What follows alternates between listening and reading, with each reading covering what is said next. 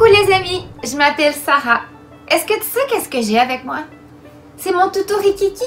C'est ma maman qui me l'a donné en cadeau. Je l'aime vraiment beaucoup. Est-ce que tu savais que c'est pas juste les mamans qui nous donnent des cadeaux, mais que notre papa dans le ciel aussi nous donne des cadeaux? Oui, oui, ça tombe bien, je connais justement une petite histoire qui parle de ça. C'est l'histoire d'Adam et Ève. Adam et Ève, c'est les deux premiers humains qui ont marché sur la terre avec Dieu. Dieu les aimait tellement qu'il leur a donné deux beaux cadeaux, deux garçons, Caïn et Abel. Dieu aimait aussi beaucoup Caïn et Abel, alors il leur a donné chacun un talent. Caïn était un agriculteur. Un agriculteur, c'est quelqu'un qui s'occupe des champs, qui fait pousser du blé et des légumes. Et Abel, lui, s'occupait des moutons. Il s'assurait que les moutons mangent bien et qu'ils soient en sécurité, parce que c'est très important. Dieu les aimait beaucoup, beaucoup, beaucoup. Dieu, il t'aime aussi beaucoup, alors il te fait des cadeaux à toi aussi. Est-ce que tu savais ça? Comme par exemple, ta maman et ton papa, ta maison, ton appartement, tout ce que tu peux manger chez toi. Ça, c'est tout des cadeaux que ton papa dans le ciel t'a fait. Je vais te demander de fermer tes yeux et on va faire une petite prière ensemble. Papa dans le ciel, je veux te dire merci pour tous ces beaux cadeaux que tu nous as donnés. Merci pour ma maison. Merci pour ma maman, mon papa, mon frère. Merci pour le beau soleil qui brille et les oiseaux qui chantent l'été. Ça me fait beaucoup plaisir. Je veux te dire merci pour tout ça et je veux te demander aussi de venir ouvrir mes yeux encore plus grands pour que je puisse voir que tu fais partie de toutes mes journées. Amen. On se revoit bientôt.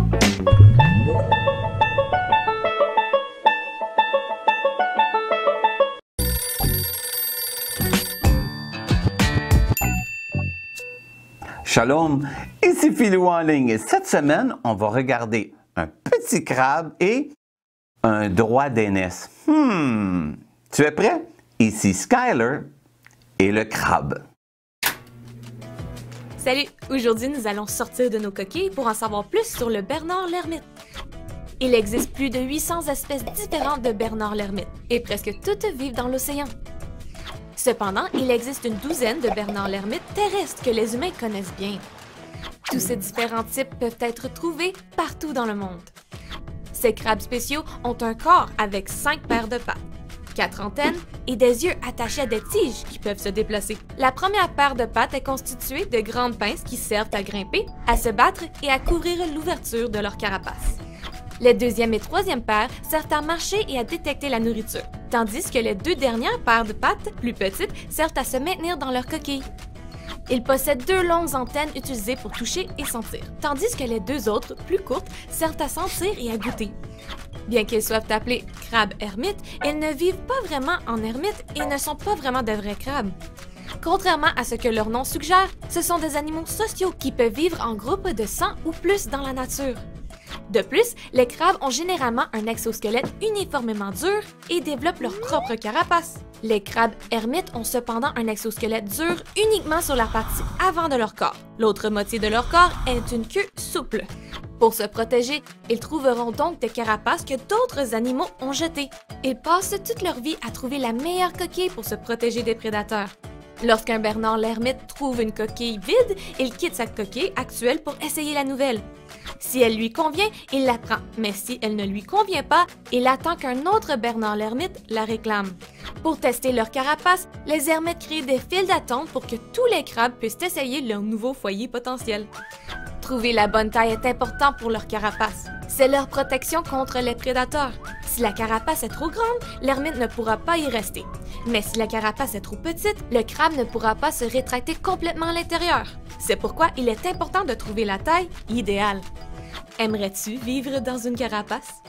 Dans quel type de maison aimerais-tu vivre? Au sommet d'une montagne, au bord de la mer, dans les arbres ou sur des roues? Qu'est-ce que tu préfères dans ta maison? Peu importe où est ta maison, quelle que soit sa taille, tu peux être reconnaissant pour la maison que tu as. Quel que soit l'endroit où tu vis, tu peux remercier Dieu pour ce que tu as. Car les bonnes choses que tu as ne sont pour beaucoup qu'un rêve. La Bible dit « Louez l'Éternel car il est bon, car sa miséricorde dure à toujours. » Sois donc reconnaissant à Dieu pour les bonnes choses que tu as. T'as vu? Le crabe se fait une maison dans une coquille, dans un petit coquillage. T'aimerais ça, toi, être dans un petit coquillage et traîner ou porter ta maison? Mais le crabe, il le fait. Et on a appris un verset. Ça dit ceci. Ça dit, « Louez l'Éternel car il est bon, car sa miséricorde dure à toujours. » On peut remercier Dieu pour nos maisons, un appartement, un condo, peu importe où tu restes, on peut remercier Dieu parce qu'il est bon. Tu es prêt à voir un homme qui avait quelque chose, mais qui l'a donné pour un bol de soupe. Et c'est Ésaü et Jacob. On le regarde ensemble.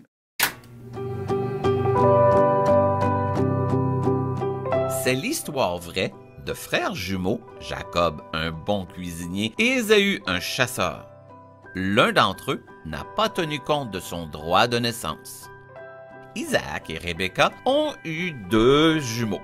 Ésaü était né le premier et en grandissant, il était très poilu. Mais Jacob n'était pas poilu comme son frère. Les frères jumeaux étaient également différents à d'autres égards. Ésaü aimait partir à la chasse aux chevreuils pour le dîner de son père Isaac, mais Jacob aimait rester à la maison pour faire la cuisine. Isaac voulait que ses garçons sachent que Dieu avait promis à leur ancêtre, Abraham, que leur famille aurait des bénédictions spéciales de Dieu et deviendrait grande.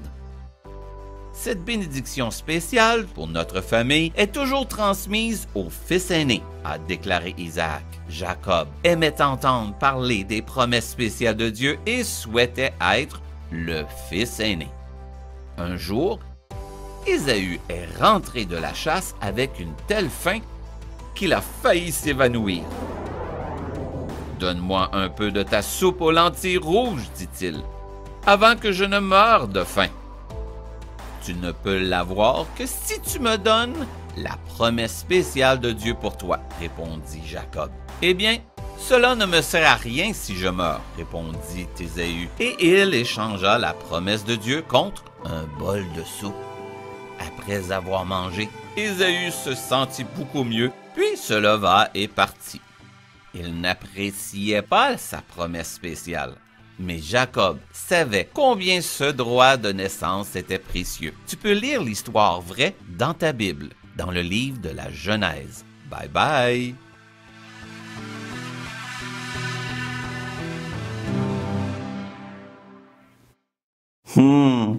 Ésaü avait un droit d'aînesse. Ça veut dire qu'il avait une bénédiction spéciale parce qu'il était le plus vieux. Mais on découvre que Jacob, il lui a donné un bol de soupe et en retour, il est allé chercher la bénédiction. Ésaü n'a pas été reconnaissant pour ce qu'il avait. Il avait trop faim. Parfois, on doit prendre le temps de s'arrêter et d'être reconnaissant. Et c'est ce qu'on va faire aujourd'hui dans la mission. Tu es prêt? Voici la mission de la semaine. Voici ta mission. Tu vas nommer 3 choses pour lesquelles tu es reconnaissant. Ensuite, tu vas dire pourquoi à tes parents que tu es reconnaissant pour ces 3 choses. Et à la fin, n'oublie pas, ATP, arrête-toi et prie et sois reconnaissant pour les choses que tu as. 3 choses que tu es reconnaissant, pourquoi tu es reconnaissant et ATP. On s'arrête et on prie. Bonne mission! C'est simple. Tu vas, avec tes parents, mentionner 3 choses que tu es reconnaissant pour. Ça peut être ta maison, des jouets, Dieu, Jésus et la Bible, oui. Et tu vas après dire pourquoi tu es reconnaissant pour ces 3 choses. Et bien sûr, on termine avec ATP, on s'arrête et on prie. Et on remercie Dieu pour ce qu'il nous a donné. Ça me donne le goût de chanter et de louer. Et oui, d'être reconnaissant. Alors on chante, sois reconnaissant pour les choses que tu as. Car les choses que tu as sont pour plusieurs rien qu'un rêve. Alors ici Philou en ligne qui te dit, sois reconnaissant. Shalom!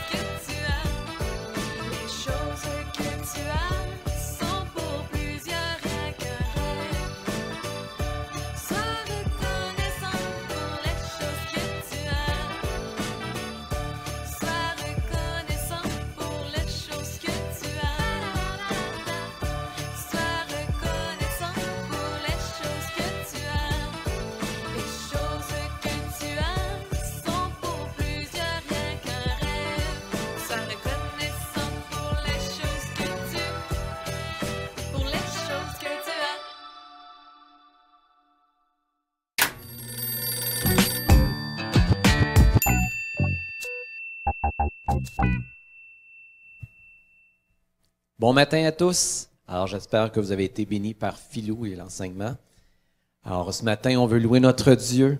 On veut se souvenir qu'on le loue premièrement parce qu'il est digne, pas nécessairement parce que nous sommes dignes, mais on le loue parce qu'il est digne. Et quand on entre dans sa présence, nos cœurs deviennent rayonnants de joie. Le premier chant qu'on veut chanter est majestueux. Alors, on se souvient que Dieu est dans le ciel, son trône éternel, mais aussi présent dans nos cœurs, pas juste très loin dans le ciel. Il est avec nous.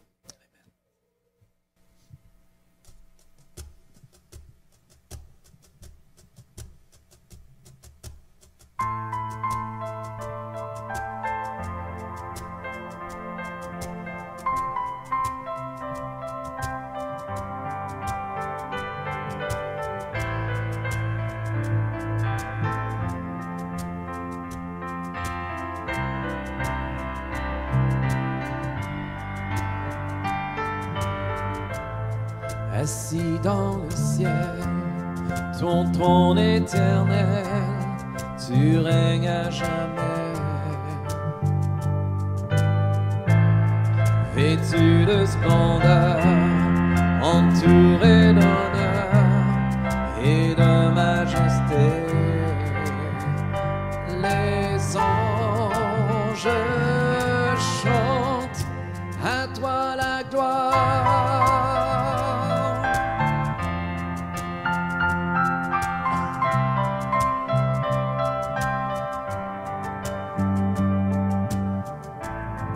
Les cieux et les mers, la vie, la lumière, nous parlent de toi.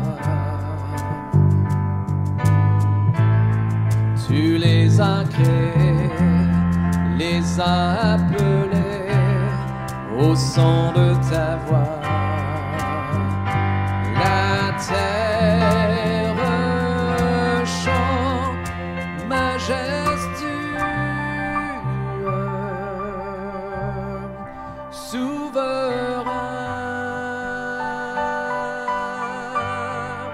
Dieu tout-puissant, tu es saint. La création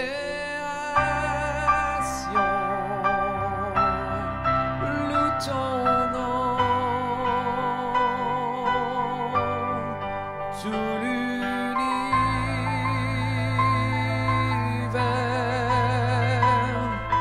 déclare à toi la gloire.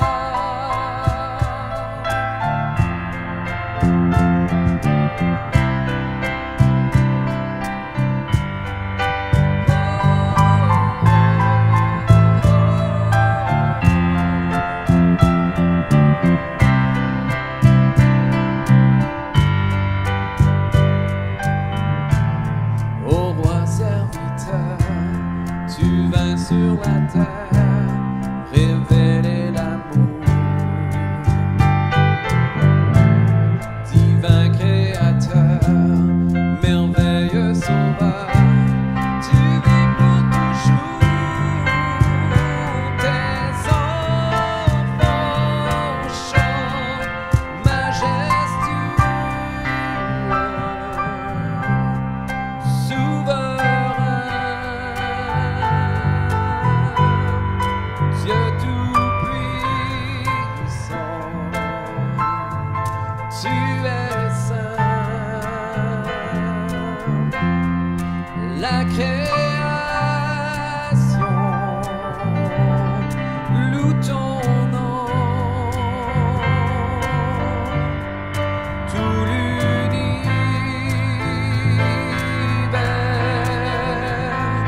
déclare majestueux, souverain,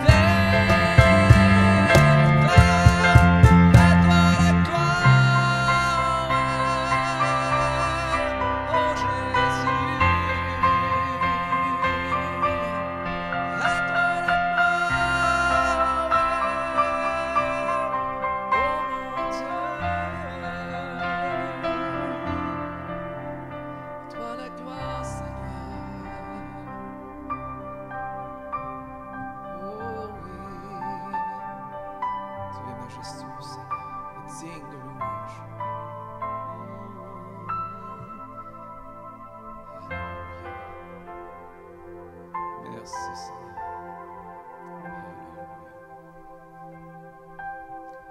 Alléluia. Alléluia, Jésus. Tes promesses, Seigneur, sont certaines. Et nous voulons, Seigneur, chanter ce matin ce que tu as promis. Tu peux l'accomplir et tu vas l'accomplir aussi. Amen.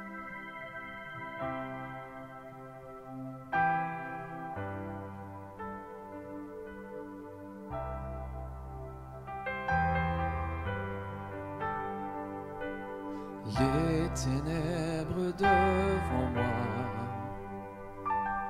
n'ébranleront pas ma foi. La lumière de ta parole demeure en moi. Ta voix brise le silence, fortifie mon espérance. La beauté de ta parole est ma puissance. Non, rien arrêté. Dieu, je crois en toi. Je me confie en toi. Tout ce que tu as promis, tu peux l'accomplir.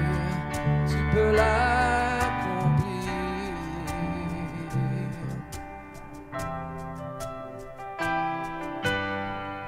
Oui, Seigneur.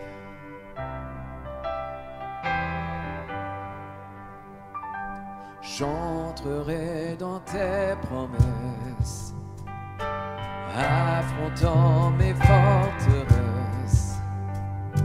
Chaque pierre tombera au son de ta voix. Non, rien ne pourra m'arrêter. Oh Dieu, je crois en toi. Je me confie en toi. Tout ce que tu as promis, tu peux l'accomplir. Tu peux l'accomplir. Oh Dieu, je crois en toi.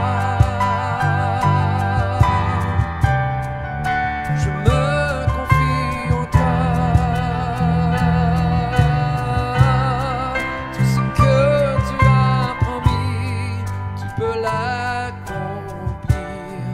Tu peux l'accomplir. Oui, Seigneur. Seigneur, tu nous dis dans ta parole que en toi, nos promesses sont véritables et certaines. Et qu'elles sont oui et amen en Jésus-Christ. Seigneur, on veut te remercier que tu veilles sur ta parole pour l'accomplir. Et Seigneur, si nous ajoutons foi à tes promesses, tu les accompliras dans nos vies. Et je continuerai, Seigneur. Et je continuerai de te glorifier, gardant tes promesses en mon cœur. Oui, je continuerai sans fin de t'élever. En toi, je suis plus que vainqueur. Je donnerai l'honneur à mon Dieu, mon Sauveur, qu'importe ce que voient mes yeux. Je sais qu'il est vivant, il est le Tout-Puissant, celui qui siège dans les cieux. Et je continuerai de te glorifier, gardant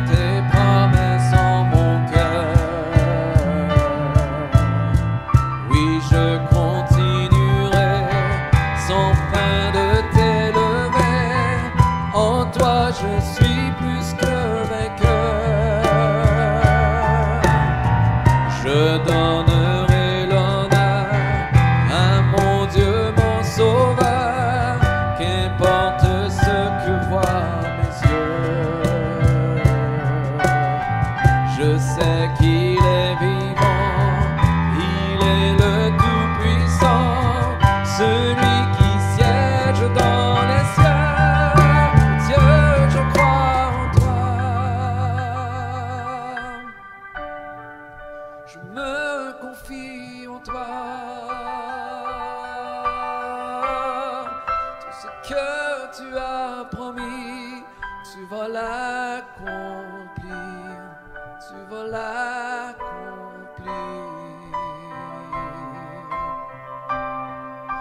Dieu, je crois en toi. Je me confie en toi. Tout ce que tu as promis, tu vas l'accomplir. Tu vas l'accomplir, oh Dieu, oui. Oh Dieu, je crois en toi. Oh oui, je me confie en toi. Tout ce que tu as promis, tu vas l'accomplir. Tu vas l'accomplir. Oh Dieu, je crois en toi. Je me confie en toi. Tout ce que tu as promis, tu vas l'accomplir. Tu vas l'accomplir. Je me confie en toi, Seigneur. Je me confie en toi, Jésus. Merci, Seigneur, que tu veilles sur ta parole pour l'accomplir dans nos vies.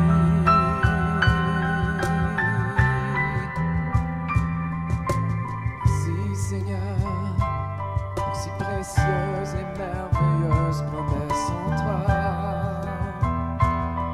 Oh Jésus, merci Seigneur pour la croix, merci pour la vie en toi, Jésus. Oh Dieu, je crois en toi. Je me confie en toi. Tout ce que tu as promis, tu vas l'accomplir. Tu vas l'accomplir. Tu vas l'accomplir, Seigneur. Alléluia, Jésus. Merci, Seigneur, pour ces si précieuses et merveilleuses promesses que nous avons en toi. Merci pour cette promesse, Seigneur, de vie éternelle en toi. Merci pour ton sang versé. Merci pour cette croix. Et Seigneur, nous voulons nous souvenir de cette croix où tu as payé le fort prix. Tu as payé, Seigneur, le prix du rachat. Tu as payé, Seigneur, pour nos âmes. Et nous voulons chanter ce matin, âme de douleur. Merci, Jésus.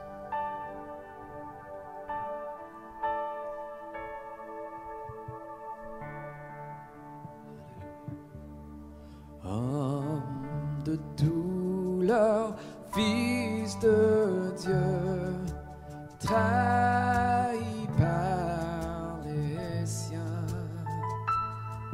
le fardeau de notre péché sur Jésus fut posé. C'est lui qu'on a méprisé, faussement accusé, laissé, meurtri et humilié, d'épines couronnées. Oh, cette croix, ma rédemption, où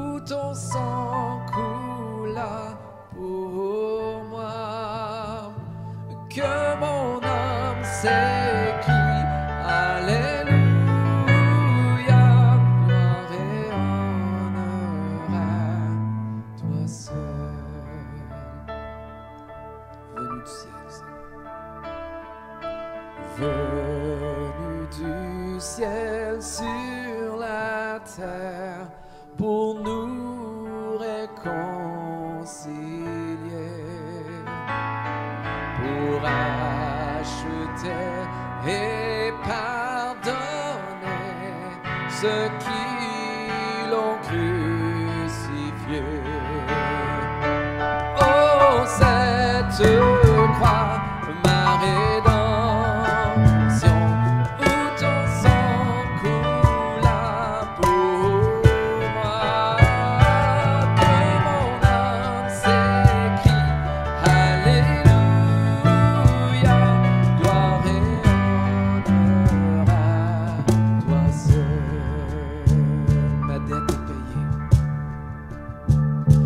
ma dette est payée, elle est effacée par le sang précieux que Christ a versé. Le péché vaincu, son emprise n'est plus. Il m'a libéré pour l'éternité. Ma dette est payée, elle est effacée par le sang précieux que Christ a versé. Le péché vaincu, son emprise n'est plus. Il m'a libéré pour l'éternité. Oh, cette croix, ma rédemption, où ton sang coula pour moi, que mon âme s'écrie Alléluia, gloire et honneur à toi seul.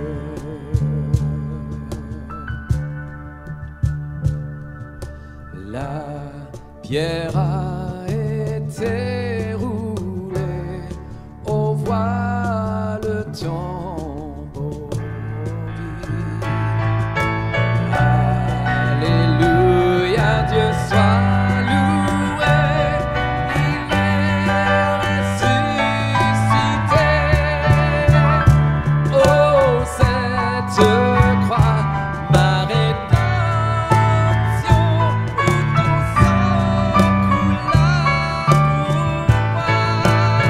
Oh, que mon âme s'écrie Alléluia, gloire et honneur à toi seul. Oh, cette croix, oh, cette croix, ma rédemption, où ton sang coula pour moi. Oh, que mon âme s'écrie Alléluia, gloire et honneur à toi seul. Que mon âme s'écrie, que mon âme s'écrie Alléluia, gloire et honneur à toi seul. Que mon âme s'écrie, que mon âme s'écrie Alléluia, gloire et honneur à toi seul.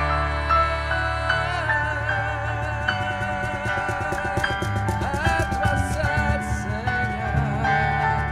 Mon âme s'écrie, loue l'Éternel. Ma voix célèbre tes louanges, Seigneur Jésus. Toi seul est digne d'adoration, toi seul est digne de nos louanges, Seigneur Jésus. À toi seul la gloire, Jésus. Toi seul la gloire, Seigneur. Alléluia. Toi seul est digne de louange et d'adoration. Merci, Jésus. Alléluia. Nous voulons terminer avec un chant qui dit: Tu es le pain de vie rompu pour mes péchés. Et on veut se rappeler ce sang versé à la croix. On veut se rappeler cette œuvre que Dieu a accomplie pour nous. Qu'Emmanuel, Christ roi, mais qui a été fait Christ serviteur lors de sa première venue. Alléluia.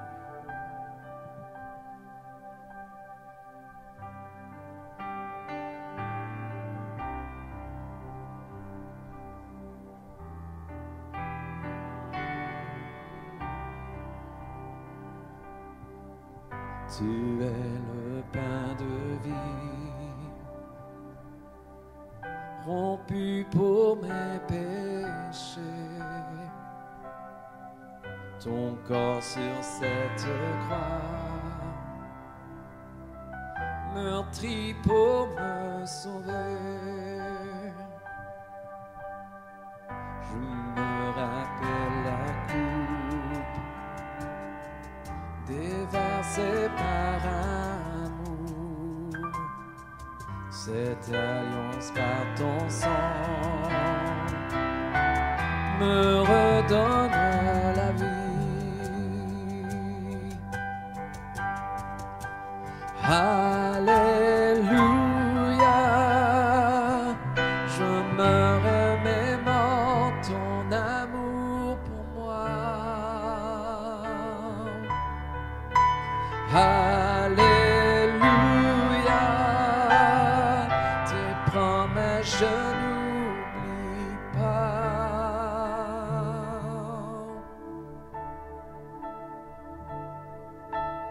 Je mets en eux mon salut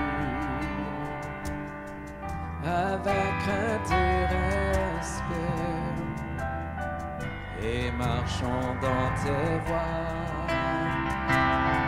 Jésus, tu règnes en moi. Oh, alléluia, je me remémore ton amour pour moi. Oh, alléluia, tes promesses je n'oublie pas.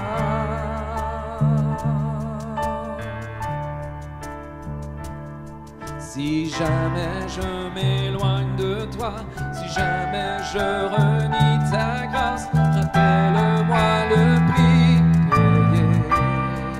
Oh, alléluia,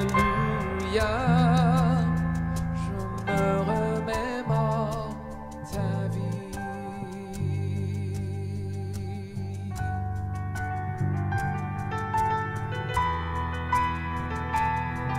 Oh, alléluia, quel prix, quel privilège que nous avons que tu as payé ce prix pour nous. Seigneur, alors qu'il était impossible pour nous par nos œuvres de nous sauver, tu as porté nos fardeaux à la croix. Tu es bon pour nous, Seigneur. Oh, tu es bon, si bon pour moi. Oui, tu es bon, si bon pour moi. Qu'en serait-il de ma vie sans toi, Seigneur, sans toi, Seigneur? Oh, tu es bon, si bon pour moi.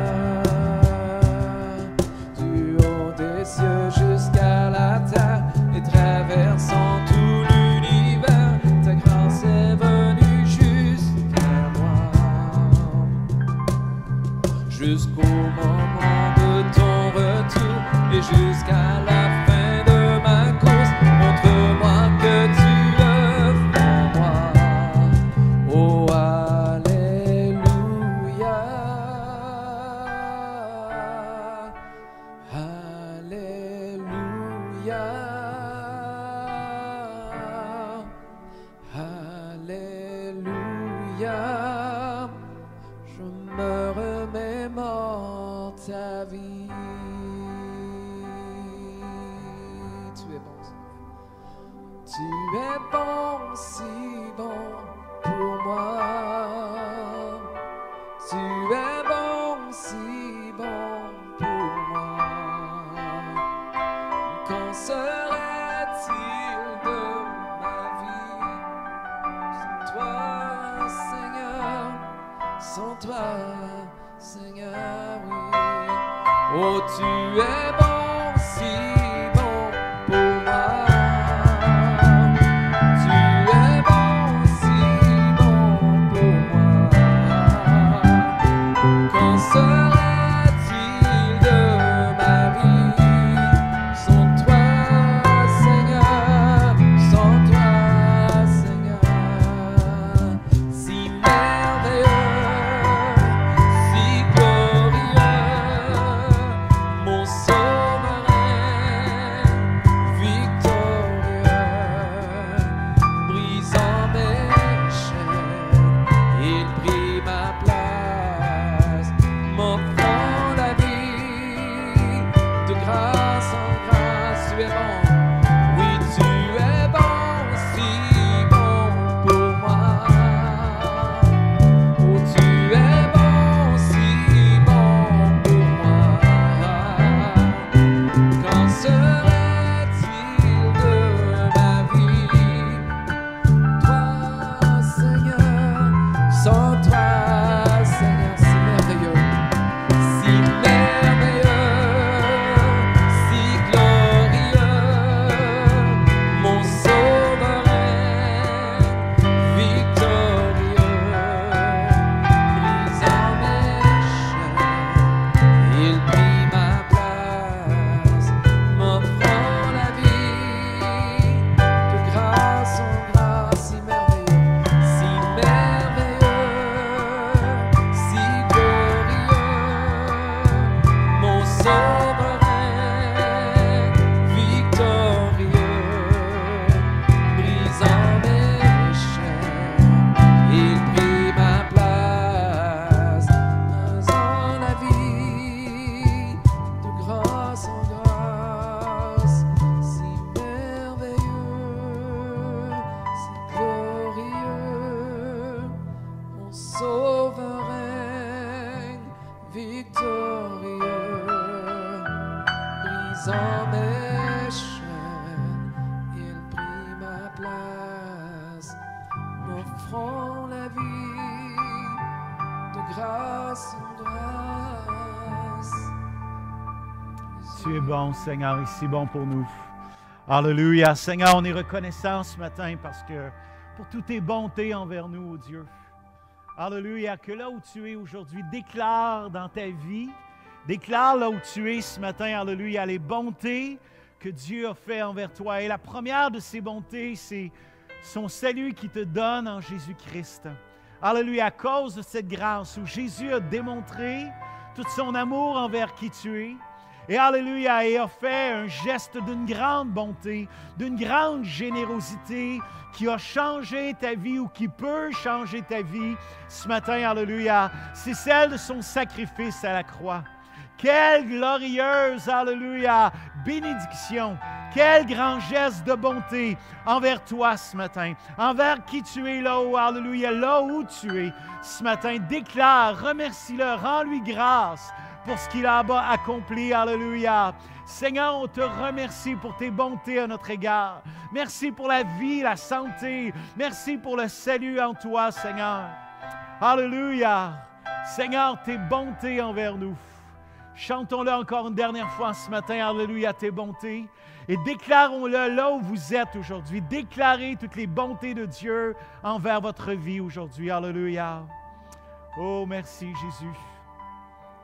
Oui, tu es bon, Si bon pour moi. Déclare-le, alléluia. tu es bon. Remercie Dieu pour les bontés à ton égard. Alléluia. Qu'en serait-il de ma vie sans toi, Seigneur, sans toi, Seigneur? Tu es bon, alléluia. Chantons-le encore. Tu es Bon, si bon pour moi. Jésus, tu es bon, si bon Pour moi. Qu'en serait-il de ma vie sans toi, Seigneur? Seigneur, que serait-il de Sans nous? toi, Seigneur. Dernière fois ensemble, alléluia. Oui, tu es bon, Si bon pour moi. Tu es bon, si bon pour moi. Qu'en serait-il de ma vie sans toi, Seigneur? Sans toi, Seigneur, qu'en serait-il? Qu'en serait-il de ma vie sans toi, Seigneur? Sans toi, Seigneur. Alléluia. Vous savez, des fois, si seulement on commence à regarder les situations qui sont compliquées à l'intérieur de nos vies, la tristesse prend place et des fois même, on ne voit plus de solution possible. On vit comme dans un genre d'obscurité. Nos vies sont un peu sans vie, en fait. Mais lorsqu'on commence à compter les bienfaits de Dieu, et comme le psalmiste va dire dans les psaumes, alléluia, « Mon âme bénit l'Éternel et n'oublie aucun de ses bienfaits. » Alléluia. Peut-être qu'aujourd'hui, tu vis un moment triste. Peut-être qu'aujourd'hui, alléluia, tu vis un moment difficile. Mais commence à déclarer et à faire ce que le psalmiste a dit. « Mon âme bénit l'Éternel, n'oublie aucun de ses bienfaits, de ses bontés. » Et la première, alléluia, la plus grande bonté à l'intérieur de ta vie, c'est ce que Jésus a fait pour toi. En donnant sa vie, alléluia, afin qu'il puisse encore une fois, à chaque jour, alléluia, se rappeler des bontés, des bienfaits, alléluia, que la miséricorde de Dieu, que les bontés, les bienfaits de Dieu se renouvellent chaque matin. Je veux te déclarer aujourd'hui, je veux dire sur ta vie, alléluia, qu'il y a des bontés de Dieu pour toi aujourd'hui, alléluia. Commence à te rappeler, à te réjouir même. Alléluia. Commence à déclarer même pour ta vie aujourd'hui, pour demain, que les bontés de Dieu seront là. Pour ta vie personnelle, pour ton couple, alléluia, pour ta famille, pour les situations compliquées, que Dieu même déploiera ses bontés, alléluia, dans ces situations-là de sa vie. À travers la louange et l'adoration ce matin, alléluia. On a parlé, on a chanté en ce qui concerne les miracles. On a chanté en ce qui concerne ce que Jésus avait fait pour nous. Comment il avait été vainqueur, alléluia, pour chacun d'entre nous. On a chanté à cet instant toutes les bontés de Dieu pour nos vies. Que les bontés de Dieu sont là aujourd'hui pour qui tu es. Mais déclare-le, alléluia. Des fois, on perd ou on oublie comment Dieu, alléluia, fait de bonnes choses. Rends-lui gloire ce matin. Rends-lui honneur. Commence à bénir Dieu, alléluia, pour tout ce qu'il te fait, tout ce qu'il te donne à l'intérieur de ta vie. Saint-Esprit, aujourd'hui, montre-nous toutes les bontés de Dieu dans nos vies, dans notre environnement, dans notre entourage. Et Seigneur, on veut commencer à te bénir pour nos enfants. On veut commencer à te bénir, alléluia, Dieu, pour notre époux, notre épouse. On veut commencer à te remercier, à te bénir pour tes bontés en ce qui concerne notre travail. Seigneur, alléluia, pour tes bontés en ce qui concerne notre Église. Seigneur, tes bontés en ce qui concerne cette communion, cette relation, Seigneur, personnelle avec toi. Tes bontés, Seigneur, que tu déploies dans nos corps, dans nos vies, dans nos âmes. Seigneur, pour les biens que tu nous prêtes, on veut être reconnaissant aujourd'hui. Et on veut être des hommes et des femmes, des enfants, des jeunes hommes, des jeunes femmes. Seigneur, des couples, des personnes seules, des gens âgés, Seigneur, alléluia, des jeunes familles. Nous voulons être une Église, alléluia, qui t'est reconnaissant, qui est reconnaissant pour toutes tes bontés envers chacun d'entre nous. Alléluia, parce que tu es bon, et si bon, Seigneur, pour nous. Alléluia, je dis ceci en terminant. Au-delà des bontés de Dieu, il y a un Dieu qui est bon. Il y a un Jésus, alléluia, qui est bon. dans sa nature. C'est un trait, une qualité, c'est un attribut de la personne de Dieu, de ce qu'il est un Dieu qui est bon. Alléluia. Et ce matin, soyons reconnaissants pour la personne de Dieu qui est bon. Alléluia.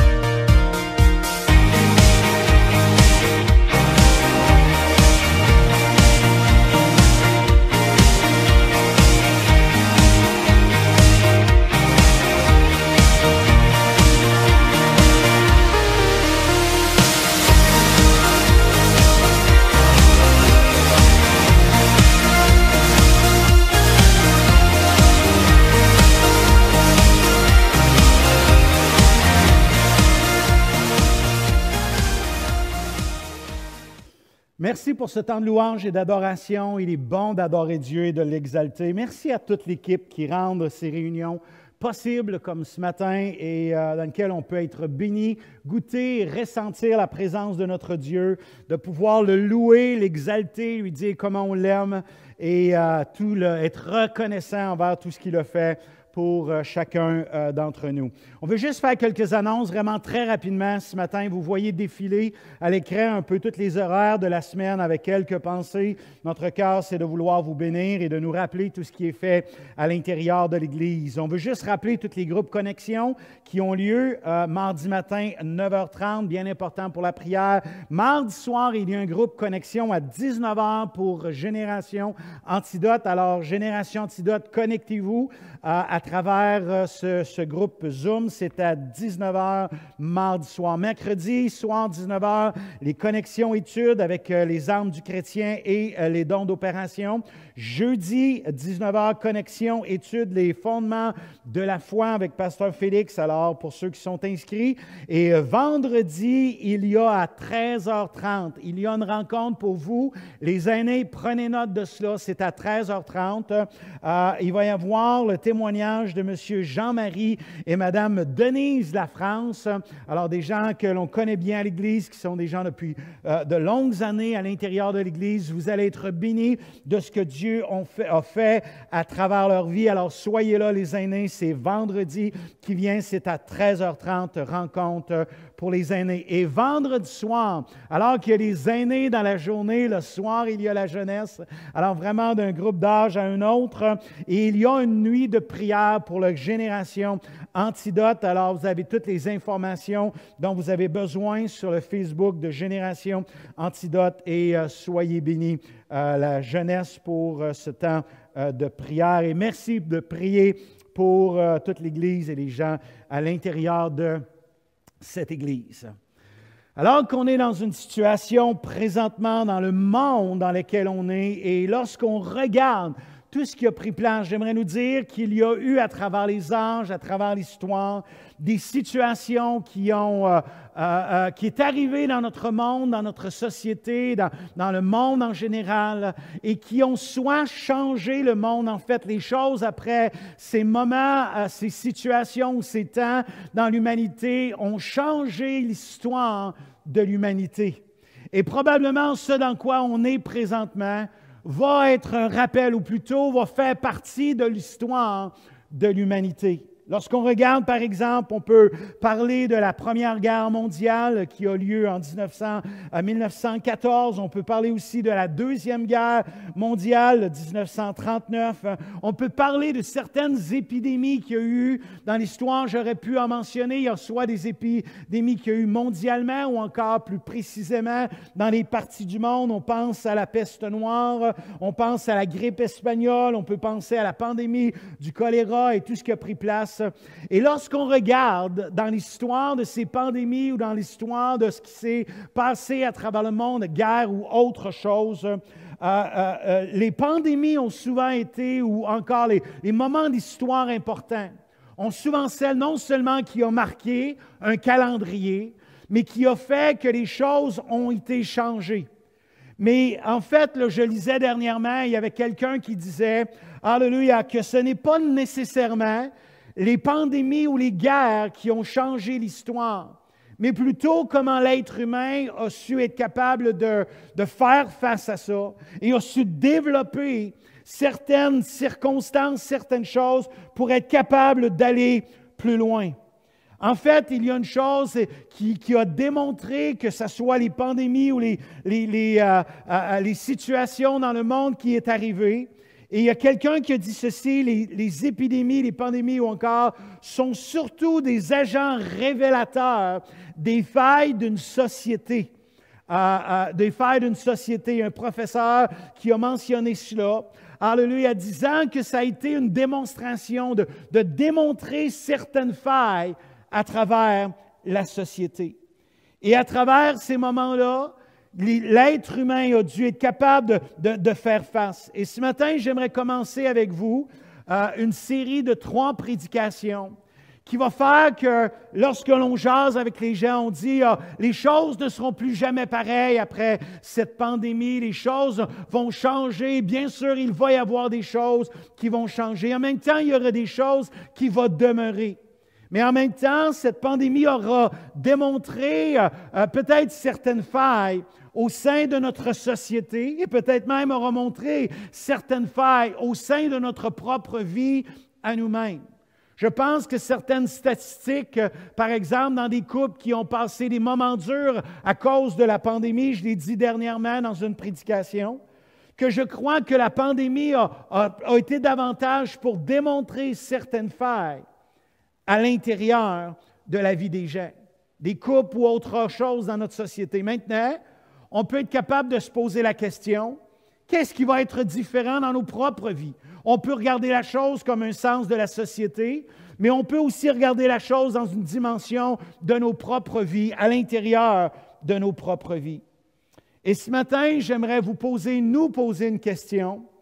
Que restera-t-il, alléluia, de tout cela à l'intérieur de nos vies? Bien sûr, la Bible nous parle de quelque chose, et ce matin, la Bible nous parle qu'il y a quelque chose qui va demeurer, la foi, l'espérance et l'amour. Et pour cette semaine et les 2 prochaines semaines, on va regarder ensemble sur la foi, l'espérance et l'amour. Et la Bible parle de ces choses-là, et je n'ai déjà, c'est aussi quelque chose que j'ai parlé, voilà, quelques années de cela, mais que je ressentais vraiment dans mon cœur d'être capable d'adresser. Et bien sûr, c'est des choses qu'on entend parler quand même assez régulièrement. Mais j'aimerais regarder un angle dans le sens de où est notre foi aujourd'hui et comment cette foi-là va nous aider à vivre les moments dans lesquels on est, mais comment elle va demeurer dans l'après, dans la suite des choses. Et cela est aussi vrai pour l'espérance et cela est aussi vrai pour l'amour. Alors, ça nous dit, alléluia, dans 1 Corinthiens, chapitre 13, verset 12, ça dit, « Aujourd'hui, nous voyons au moyen d'un miroir, d'une manière obscure, mais alors nous verrons face à face. Aujourd'hui, je connais en partie, mais alors je connaîtrai comme j'ai été connu. » Ce texte-là nous révèle, et je pense que des fois, on pense qu'on a une idée claire. À travers tout ce qui peut se passer, on émet des hypothèses, on émet des idées, des fois même on amène les choses comme si c'était une vérité. Mais je pense que l'être humain a souvent besoin d'avoir l'humilité de reconnaître qu'il ne voit pas tout clairement. Que peut-être ce qu'il pense de ce qu'il pense est la bonne chose, et peut-être d'une façon obscure de la façon dont il pense. Et le texte dit ceci, que maintenant, je ne vais pas aller dans toute la dimension de ce qu'était le miroir à ce moment-là, sinon de dire que le miroir n'était pas ce que l'on a aujourd'hui, mais plutôt le miroir était fait d'un métal bien souvent, et à travers ce métal-là qui était là, donnait une vision assez représentative, mais pas claire, de l'image ou plutôt de la réalité en elle-même.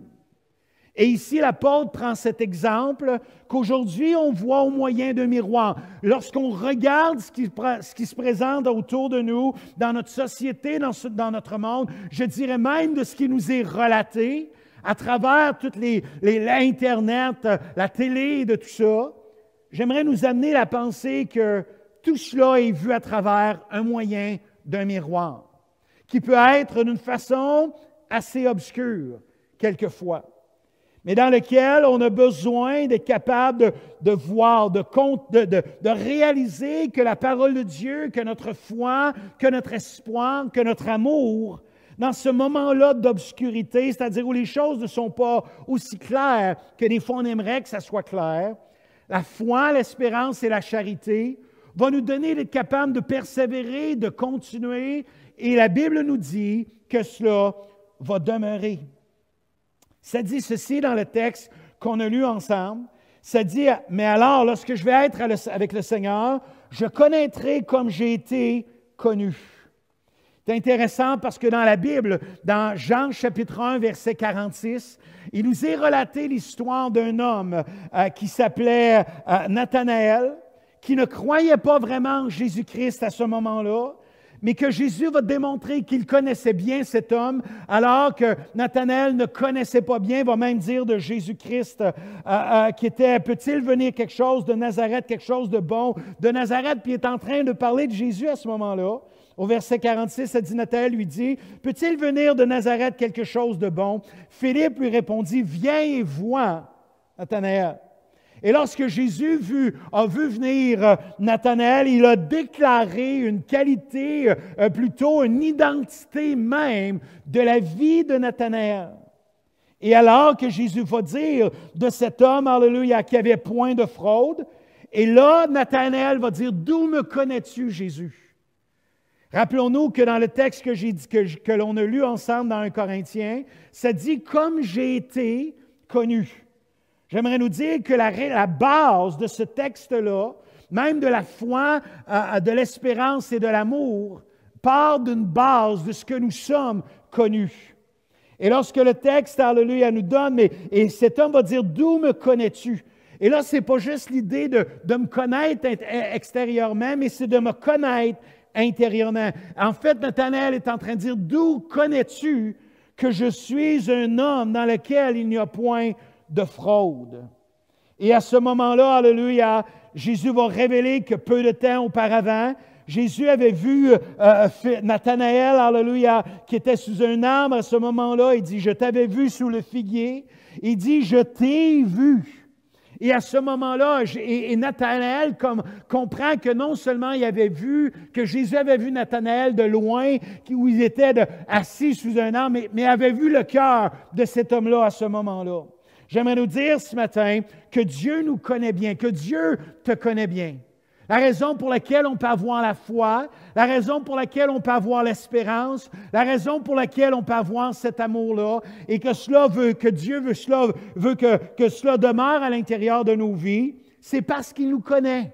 Dieu sait qui tu es aujourd'hui, là où tu es, dans ta maison, dans cette situation, dans le moment présent. Alléluia. Jésus connaissait le cœur de Nathanaël. Jésus connaît ton cœur aujourd'hui. Vois ce que tu vis, vois tes situations, vois à l'intérieur de ta vie ce qui est en train de prendre place. Et à travers ce moment-là, alléluia, il doit y avoir dans nos cœurs la foi, l'espérance et l'amour.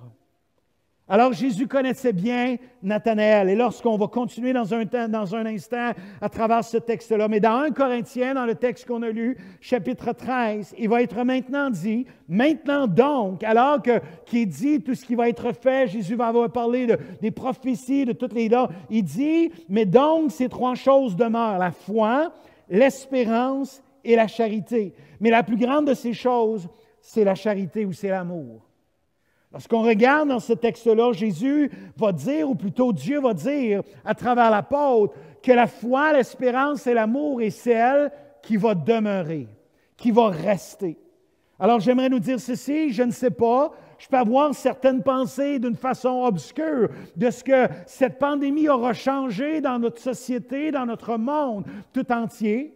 La Bible, des fois, peut nous dire certaines choses, mais en même temps, en tant qu'être humain, nous voyons d'une manière obscure. Mais j'aimerais nous dire que la Bible nous donne de voir de façon claire qu'une chose qui va voir demeurer, peu importe ce qui peut arriver, peu importe les temps, peu importe les moments, et les choses qui vont demeurer vont être la foi, l'espérance et l'amour.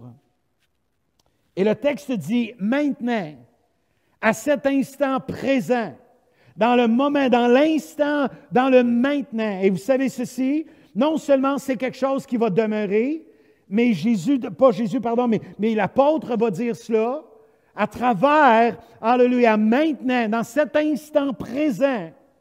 Il y a 3 choses qui vont être là et qui vont tenir, qui vont devoir être là. Ça dit demeure. Et le mot demeurer, c'est l'idée de quelque chose qui subsiste malgré les temps, malgré les situations, malgré les pandémies, malgré les tribulations, malgré tout ce qui peut prendre place. Alléluia, les choses vont rester, vont persister, vont subsister, vont demeurer. Alléluia. Alors, l'apôtre est en train de dire que la foi, l'espérance et l'amour vont être celles qui vont subsister, peu importe ce qui va passer et prendre place. Mais ce matin, la semaine prochaine, on va parler de l'espérance. Mais ce matin, je veux vous parler de la foi. Que cette foi-là doit être celle qui est là maintenant, qui subsiste et qui demeure. En fait, nous devons comprendre que la foi est basée, notre foi en Dieu est basée sur la personne même de Dieu et de Jésus-Christ. Il est intéressant, si on revient à Nathanaël, de ce que la foi en Jésus, alléluia, va prendre naissance dans la parole de Jésus et dans ce que Jésus est en tant que Fils de Dieu. Il va dire au verset 49, dans Jean chapitre 1, vous avez du verset 46 jusqu'au verset 50, mais ça dit au verset 49, Nathanaël répondit et lui dit, « Rabbi, tu es le Fils de Dieu, tu es le roi d'Israël. » Alors, la foi même dans Jésus-Christ a pris naissance en Jésus-Christ lui-même. Notre foi n'est pas basée dans la pensée des gens, des êtres humains, ou même dans la vie de certaines personnes. Je veux même aller jusqu'à dire dans les capacités de certaines personnes. Mais notre foi a pour sa fondation et sa base la personne même de Jésus-Christ, de ce que Jésus-Christ a accompli à la croix pour chacun et chacune d'entre nous. Et Nathanaël va dire à ce moment-là, « Rabbi, je déclare, je dis maintenant, alors que je pensais qu'il peut-il venir quelque chose de bon de Nazareth, maintenant je déclare que de Nazareth, alléluia, il y a le Fils de Dieu, le Messie, celui que l'on attendait, celui qui devait venir. » Et cela, c'est ce qui doit prendre place dans nos cœurs. Notre foi, ne basez pas votre foi sur les choses, même de ce qui prend place ou peuvent se passer dans la société ou autour de vous, de ce qui n'arrive ou n'arrive pas, mais plutôt la foi doit baser sur la connaissance même de qui est Jésus-Christ. Et le fait de la connaissance de qui Jésus, c'est qui tu es, toi, en tant que personne. Non seulement ça, mais la foi va trouver sa fondation dans la parole même de Jésus-Christ. Alléluia. Alors, ce moment-là que Jésus est en train de parler et va dire à Nathanaël, et au verset 50, ça dit ceci, Jésus lui répondit, « Parce que je t'ai dit que je t'ai vu sous le figuier, tu crois. » C'est intéressant. Et je pense que la fondation de la foi de Nathanaël en Jésus-Christ est venue d'une chose, de la déclaration même de Jésus-Christ. Alors, ça dit ceci, ça parle de ce que Jésus a dit, mais aussi de la connaissance que Jésus avait de Nathanaël, mais aussi de la connaissance. Je veux nous dire que Dieu est celui qui est un Dieu qui est omniscient. L'une des attributs de Dieu, l'une des qualités de Dieu, c'est le savoir. que Dieu connaît toutes choses et que non seulement Dieu connaît toutes choses, mais qu'il peut toutes choses, qu'il ne change jamais, qu'il est le Dieu qui est le même, qui ne change pas, le Dieu qui peut faire toutes choses, mais qui sait toutes choses. Et à ce moment-là, Nathanaël va comprendre que ce dans quoi la naissance de sa foi a pris place en Jésus-Christ et dans la suite des choses, c'est, alléluia, dans le fait que Jésus était en train de dire pour la vie de Nathanaël une vérité. Ça dit, tu crois. Et là, ça dit, tu verras, parce que tu crois maintenant, tu vas voir de plus grandes choses que celle-ci. Jésus dit, Nathanaël, la foi a pris place dans la vérité que j'ai déclarée. Mais je veux te dire que parce que maintenant tu crois, il y aura de plus grandes choses qui vont prendre place, que tu vas voir à cause de cette foi-là, qui a été basée sur la vérité. Et là, verset 51, ça dit, et il lui dit, en vérité, je te le dis. Jésus déclare, et à ce moment-là, va amener une pensée qui va mettre encore plus de force, plus de puissance dans la déclaration. En vérité, je te le dis. Rappelons-nous ceci, dans Romains, ça dit cela, que la foi vient de ce qu'on entend. Ce qu'on entend vient de la parole de Christ. Je veux dire que la foi qui va demeurer, ce n'est pas la foi qui va avoir été mise dans tout ce qu'on va avoir entendu de façon extérieure, que tout ce qu'on va avoir entendu de part ou d'autre, mais la foi va subsister. La foi qui va subsister, c'est celle dont l'oreille ou le cœur qui va avoir entendu, c'est celle qui vient de la parole de Christ. C'est ce qui a pris place dans la vie, dans le cœur de Nathanaël. Ce que Nathanaël a entendu, c'est la foi. Alléluia. Et j'aime prendre des exemples d'hommes et de femmes dans la parole et je me dis toujours, si cela était vrai dans leur vie, ça doit être vrai dans la mienne. La foi vient de ce qu'on entend. Et là, lorsque ça dit la parole vient de la parole de Christ, c'est la parole rendue vivante. C'est le réma. C'est la parole vivante de Jésus-Christ. Jean va dire dans le début du premier chapitre de Jean, Jésus va dire, ou plutôt la parole va déclarer que Jésus est la parole. Et notre foi, celle qui va demeurer. Je vais vous dire que plein de gens ont abandonné la foi. Et la raison pour laquelle ils ont abandonné la foi, c'est qu'ils ont entendu tellement toutes sortes de choses autour d'eux, des personnes qui avaient dit, déclaré toutes sortes d'affaires, qui étaient pour se passer ou pas se passer, ou peu importe, mais à travers tout ça, les gens ont basé leur foi sur la parole d'êtres humains, d'hommes, et ont oublié que leur cœur devait entendre la parole de Jésus-Christ. Qu'est-ce que ta Bible dit? Qu'est-ce que ta parole déclare? C'est là où notre foi doit être basée. Qu'est-ce que c'est la foi? La foi, alléluia. Bien sûr, on va lire dans Hébreux dans un instant, mais Jésus va dire quelque chose à Nathanaël. Ça dit, tu verras. Il faut comprendre quelque chose, que ce que Jésus est en train de faire dans la vie de Nathanaël, il est en train d'élever la foi maintenant dans le cœur de ce jeune homme, dans le cœur de cet homme, dans une dimension d'Hébreux 11. C'est-à-dire, tu peux croire maintenant que je suis le Fils de Dieu, puis parce que tu crois, maintenant tu peux élever la foi, ou Jésus élève la foi. Tu peux croire maintenant, Nathanaël, que plus tard tu vas voir des choses qui sont beaucoup plus grandes que celles qui sont en train de se passer maintenant.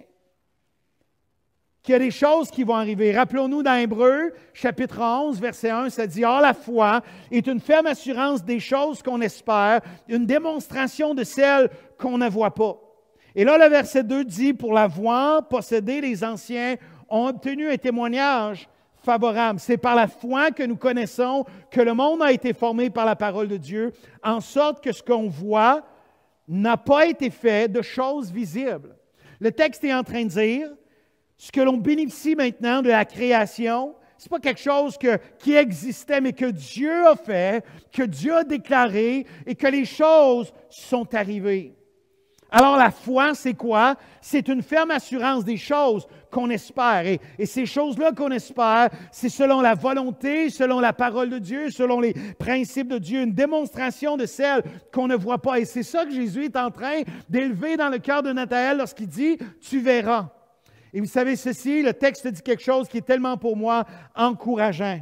Ça dit pour l'avoir possédé.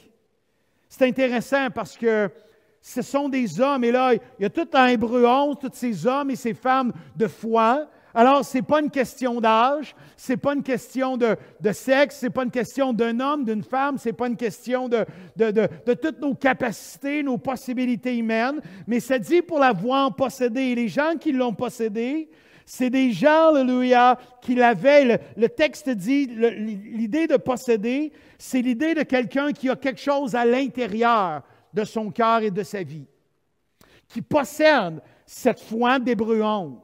Cette foi en Jésus-Christ, cette foi, avant de commencer à vouloir croire pour toutes les choses qui sont arrivées, avant que Nathanaël, tu vas croire pour toutes les choses qui vont venir, tu as besoin d'avoir la foi dans qui je suis en tant que fils de Dieu. Ce matin, alléluia, est-ce que tu peux déclarer avec certitude ta foi en Jésus-Christ? Ta foi, alléluia, en Jésus. Tu as besoin de le faire. Elle doit être là. On ne doit pas douter le fait que Jésus a tout accompli, que l'on a le salut en Jésus-Christ par grâce. Et ce matin, si tu as un doute de cela, invite Jésus-Christ. Laisse Jésus te connaître. Laisse Jésus, alléluia, connaître ta vie. Laisse-le parler à l'intérieur de ta vie, pour les situations de ta vie. Commence à croire que Jésus a donné ta vie pour toi et ce qu'il a fait est tout suffisant pour ton salut, est tout suffisant pour une vie avec toi, est tout suffisant pour changer, pour te donner de voir, alléluia, ce qu'il veut accomplir à l'intérieur de ta vie. Et ça dit que des gens l'ont possédé, ont reçu, ou plutôt l'avaient à l'intérieur d'eux. Et cela me démontre que la foi, c'est pour chaque personne qui le désire et qui le veut. Ce n'est pas pour une catégorie de gens, ce n'est pas pour une minorité de gens, c'est pour tous ceux qui croient, qui ont la foi en Jésus-Christ. Peut avoir cette foi qui va être durable. On a besoin de choisir de croire. On a besoin de décider de croire. Nathanaël, alors que Philippe va l'inviter, il va aller vers Jésus et à ce moment-là, lorsque Jésus va parler de cette révélation-là de sa vie, il va choisir de croire. Il y a un autre texte dans la Bible que j'aime beaucoup, c'est dans Marc, chapitre 5, verset 35. Vous allez avoir tout le texte qui va apparaître à cet instant.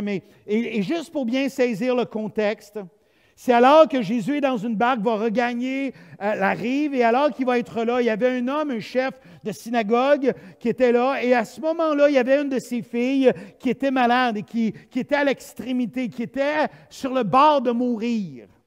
Et alors qu'il va aller vers Jésus, il va demander à Jésus de venir chez lui afin de guérir sa fille. Et alors qu'il est en route avec Jésus, il y a tout un contexte. Jésus va guérir aussi une autre femme qui va être là. Et il y a quelqu'un qui va arriver, c'est le texte dans lequel on va lire, chapitre 5, verset 35 du livre de Marc. Ça dit, comme il parlait encore, survint un des chefs, de chez le chef de la synagogue, des gens qui dirent, ta fille... Alors, il n'y a pas une personne, c'est pas seulement, mais plusieurs personnes sont venues et disent, ta fille est morte, pourquoi importuner davantage le maître? Alors, ce qu'ils ont fait, c'est qu'ils viennent vers cet homme-là, vont dire, Jairus, ta fille est morte, Jairus, demande plus à Jésus de venir à la maison. Et là, il y a toute une connotation, je reviens à ceci, de ce que quelqu'un peut dire et de ce que Jésus va déclarer. Mais là, au verset 36, merci Seigneur, que ce que Jésus va prendre le temps de déclarer quelque chose, mais Jésus, sans tenir compte de ses paroles, dit au chef de la synagogue. Alors Jésus dit, sans tenir compte de ce que les gens vont dire, de ce que toutes les personnes vont dire, va dire au chef de la synagogue, ne crains pas, crois seulement. Et là, il y a une dimension dans le cœur de cet homme, je vais croire qui là? Est-ce que je vais faire ce que les gens qui viennent de ma maison me disent que ma fille est morte, ça ne me donne plus rien? Ou je vais écouter ce que Jésus est en train de dire, permets-moi d'aller chez toi. Continue de vouloir. Et cet homme-là se retrouve dans un dilemme de choisir de croire Jésus ou de choisir de croire des gens qu'il côtoie régulièrement, qui servent dans sa propre maison. Et à ce moment-là, cet homme, alléluia, va choisir de croire. Jésus va juste lui dire, fais seulement croire ce que je suis en train de te dire. Fais juste croire le fait lorsque je suis en train de te dire, permets-moi d'aller dans ta maison. Et ça dit, il ne permit à personne de l'accompagner. Et là, le texte nous dit, alléluia, lorsqu'ils ont arrivé à la maison, Jésus va guérir, ou plutôt va ressusciter cette jeune fille. Et on va revenir dans un instant sur ce texte-là, parce que le texte nous enseigne aussi quelque chose par rapport à la foi plus loin. Mais lorsqu'on regarde cette scène-là, Jésus est en train de dire « crois ». Aie la foi, croire ce qui est vrai. Et c'est intéressant, parce que dans la pensée de ce que Jésus est en train de dire, dans l'idée originale du texte, c'est l'idée, c'est croire, alléluia, avoir la foi, c'est croire ce qui est vrai. C'est avoir une conviction de la vérité. Jésus est en train de dire, tu es devant une dimension, tu as besoin de choisir de croire ce qui est la vérité. Et la vérité, c'est que ta fille va être ressuscitée. Tu peux croire ce que les gens n'importunent plus le maître. Jésus dit, c'est pas ça la vérité. La vérité, c'est demande-moi d'aller. C'est d'avoir la foi dans ce que Dieu pouvait faire et accomplir à l'intérieur de sa vie et de son cœur. Et on a besoin d'avoir cette foi-là, de croire dans ce qui est la vérité. Parce que la foi va être celle qui va influencer notre maintenant, va influencer notre demain et va influencer, alléluia, notre vie future. Lorsqu'on regarde à travers ce texte-là, la foi va nous aider à passer au travers les situations. Alors, c'est pour ça, dans 1 Corinthiens, quand ça dit « maintenant », donc, ces trois choses demeurent. La foi, l'espérance et la charité. Maintenant, la foi est celle qui va influencer ta vie dans tes situations, dans ton couple, à ton travail, dans ta vie personnelle, qui va influencer les situations, alléluia, dans lesquelles tu vas te retrouver à l'intérieur de ta vie. Et lorsqu'on est là, elle est celle qui va changer, qui va transformer. Elle va, je dirais même, elle va influencer le cours même de ton présent, pas seulement de ton futur, mais de ton présent, de comment tu vas vivre les choses maintenant. Parce que la foi a besoin, et la foi qui est là, qui est maintenant, doit être une foi qui est persévérante. C'est-à-dire que la foi du maintenant, c'est celle dans laquelle on a besoin de continuer de croire dans ce que Dieu veut faire ou de ce que Dieu avait déclaré hier. Mais qu'elle est encore là aujourd'hui à l'intérieur de nos cœurs et de nos vies, parce que cette foi-là, qui est persévérante, qui demeure en Jésus-Christ, c'est celle qui nous épargne bien souvent de la douleur et de la souffrance. Dans Marc chapitre 5, verset 38, ça dit ceci, et on va regarder deux textes en simultané ensemble. Dans le premier texte, c'est dans Marc chapitre 5, c'est cet homme-là, Jairus et tout ça, lorsque Jésus arrive à la maison. Ça dit, ils arrivèrent à la maison du chef de la synagogue où Jésus vit une foule bruyante et des gens qui pleuraient et poussaient de grands cris. Il entra et la première parole que Jésus va dire est celle-ci. Pourquoi faites-vous du bruit? Et là, l'idée, c'est, la coutume était majoritairement lorsqu'il y avait une mort, il y avait tellement les pleurs, les gens pleuraient à haute voix, certains criaient, il y avait certaines choses, et cela était dans un sens de démontrer toute la douleur dans laquelle ils vivaient. Il dit, pourquoi faites-vous du bruit et pourquoi pleurez-vous? C'est dans la question dans laquelle c'est là où Jésus va poser, on peut regarder cette question-là et dire, ouais, mais Jésus, t'es presque sans compassion. La fille n'est pas guérie encore. Puis Jésus dit, pourquoi pleurez-vous là? Pourquoi toute cette douleur? Pourquoi elle est là? Et lorsque, je dirais ceci, lorsqu'on a de la foi qui est durable dans des situations, ça va nous aider à enlever beaucoup d'appréhension. Ça va nous aider à enlever beaucoup d'angoisse à l'intérieur de nos vies. Ça va nous aider, alléluia, à faire les choses de façon un peu différente. Peut-être même des fois de ne pas s'inquiéter, de ne pas s'attrister. Ce que Jésus est en train de dire avec, je pense, plein de compassion. Pourquoi avez-vous toute cette douleur? Pourquoi criez-vous? Pourquoi tous ces bruits? Pourquoi toutes ces pleurs? Alors que j'ai dit que je viendrais puis que je la guérirais, que je la ressusciterais en fait, cette jeune fille.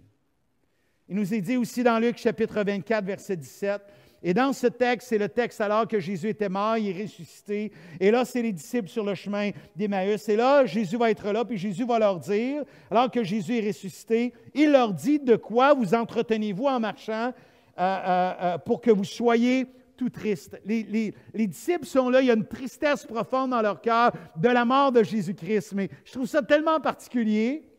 Ces hommes-là sont en train d'avoir une telle tristesse dans leur cœur, une angoisse dans leur vie, une tristesse profonde, alors que Jésus est là avec eux puis marche sur la route. Et à ce moment-là, alléluia, Jésus va laisser voir comment comment Jésus est celui qui est ressuscité. Vous savez, il savait, mais ne croyait pas. Il y a des moments où dans les dimensions de notre foi, on sait des choses, la parole de Dieu déclare des choses, mais en fait, c'est qu'on ne le croit pas vraiment. Dans notre cœur, on le sait de notre tête, mais la foi dans notre cœur pour croire la vérité de la parole ou de ce que Jésus déclare. Et là, les hommes sur le chemin, les disciples vont dire ceci, verset 22. Il dit, il est vrai que quelques femmes d'entre nous nous ont fort étonnés, étant rendues de grand matin au sépulcre et n'ayant pas trouvé son corps. Elles sont venues dire que des anges leur avaient apparu et ont annoncé qu'il était vivant. Quelques-uns de ceux qui étaient avec nous sont allés au sépulcre et ils ont trouvé les choses comme les femmes l'avaient dit, mais lui, ils ne l'ont pas vu. Le texte qui est là nous démontre quelque chose. Ils sont en train de déclarer, en fait, les femmes, sont venus rapporter ce qui avait été dit au moment où ils étaient allés au sépulcre. Mais c'était ce qu'ils avaient reçu, la parole au sépulcre, c'était une parole que Jésus avait déclarée alors qu'il était avec ses disciples, qu'il ressusciterait le 3e jour. Mais ces hommes-là, malgré toute la situation, malgré tout ce qu'ils avaient entendu, étaient toujours dans la tristesse parce que dans leur cœur, ils ne croyaient pas, ils n'avaient pas la foi pour croire, ou plutôt, ils n'ont pas engagé leur cœur dans la foi de croire ce que Jésus avait déclaré. Nous avons besoin de croire rapidement, de saisir, de développer, pas nécessairement de développer, mais de mettre notre cœur à l'œuvre, de croire rapidement. Dans Luc encore, chapitre 24, verset 25, il est dit ceci. « Alors Jésus a dit à ces hommes ceci, « Hommes sans intelligence et dont le cœur est lent à croire. » Tout ce qu'ont dit les prophètes. C'est intéressant parce que Jésus va dire non seulement ce que les femmes ont dit, mais ce que les prophètes avaient annoncé et ce que moi-même je vous avais dit. Alors ils ont besoin, Jésus dit, croyez rapidement, que votre cœur ne soit pas lent à croire la parole, ce que j'ai déclaré, ce qui est là. Ne soyez pas dans la tristesse, mais plutôt que votre cœur soit un cœur qui est entier, qui place plutôt, qui élève, qui veut croire rapidement. La foi qui va demeurer, c'est celle qui va croire dans les vérités, dans Dieu, en Jésus-Christ, et dans les principes de Dieu, dans les déclarations de Dieu, dans la parole de Dieu, et qui va être là et qui va avoir une base dans la parole même de Jésus-Christ. C'est celle qui va nous aider à vivre beaucoup moins de souffrance, de douleur, puis c'est celle qui va demeurer.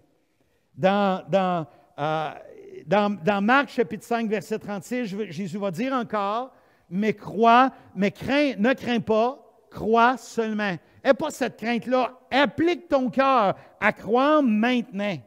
À croire maintenant. Quelqu'un dit ceci, en fait, c'est Martin Luther King qui a dit ceci. La foi, c'est montrer la première marche alors que vous ne voyez pas tout l'escalier.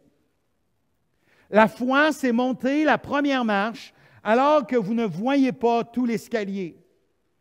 Peut-être que des fois, on a l'impression que dans nos situations, on aimerait voir le bout de l'escalier. Des fois, on va parler de la lumière au bout du tunnel.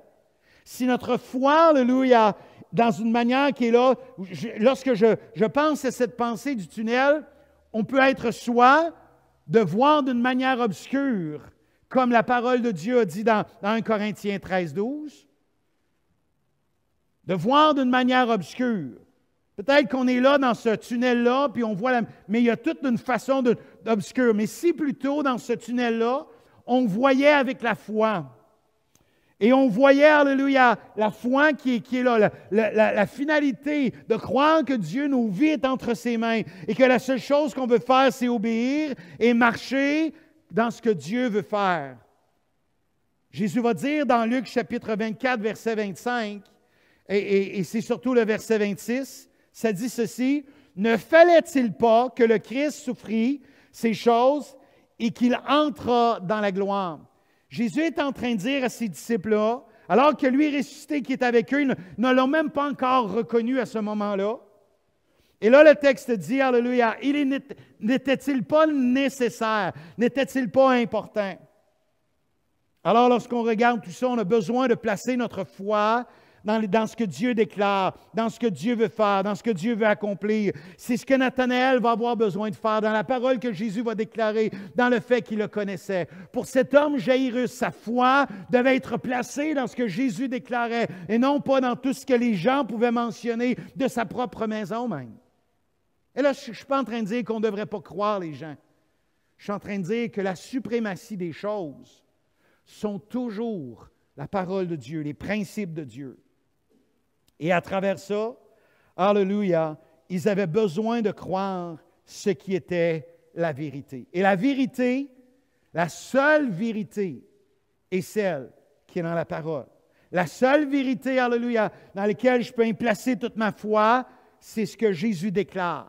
C'est ce que la parole déclare. C'est ce que Dieu déclare, tant dans l'Ancien Testament que le Nouveau Testament. Et j'aurais pu sortir plein de textes qui parlent de la foi, mais j'ai voulu sortir des exemples de personnes dans la foi dont ils ont eu besoin d'élever Hébreux 11, qui sont devenus des gens, alléluia, qui pouvaient posséder cette foi-là.